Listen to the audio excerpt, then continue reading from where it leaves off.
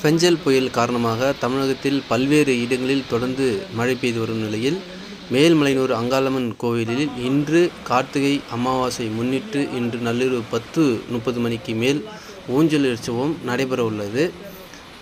இன்று காலை முதலே மேல்மலையனூர் பகுதியில் மிதமான மழை தொடர்ந்து பெய்து வருவதாலும் தமிழகத்தில் பல்வேறு இடங்களில் மழை தொடர்ந்து பெய்து வருவதாலும் பக்தர்களின் வருகை குறைந்துள்ளது. மேலும் ஊஞ்சல் நடைபெறும் இடம், திருக்கோயில் வளாகம் போன்ற இடங்களில் பக்தர்களின்றி வெறிச்சோடி காணப்படுகிறது.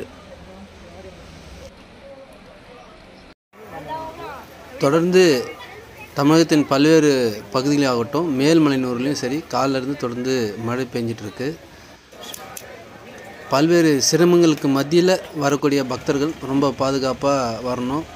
கொடை, ரெயின் கோட்டு உள்ளிட்ட பாதுகாப்பு பொருட்களை எடுத்துகிட்டு வந்து சாமி தரிசனம் செய்துட்டு பாதுகாப்பாக திருப்பி நீங்கள் வீட்டுக்கு போகணும்.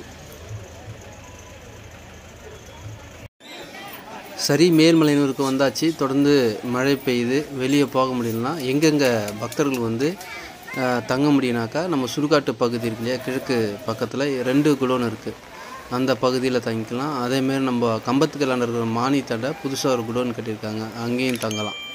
அப்புறம் திருக்கோயில் வளாகத்தில் உங்களுக்கு தெரியும், ஒரு 2000 பக்தர்கள் தான் உள்ளே இடம் பிடிக்கும். அந்த பெரிய குடோன் கிழக்கு பக்கத்தில் இருக்கிற குடோனும் அதேமாரி வந்து மானிய தடை இருக்கிற குடோனை வந்து பக்தர்கள் பயன்படுத்திக்கலாம். நன்றி. மீண்டும் அடுத்த பயனுள்ள தகவலோடு சந்திக்கலாம்.